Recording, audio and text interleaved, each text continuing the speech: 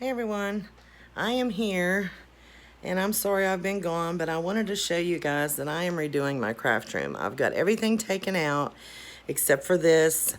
I actually put this back in here to try to organize a few things, but it is coming back out and I have taken everything out. I'm going to wash the walls down and completely just redo this whole room.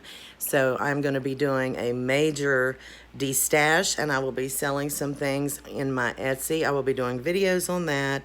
As you can see, there is a lot of dust and stuff over here where those shelves were that I had.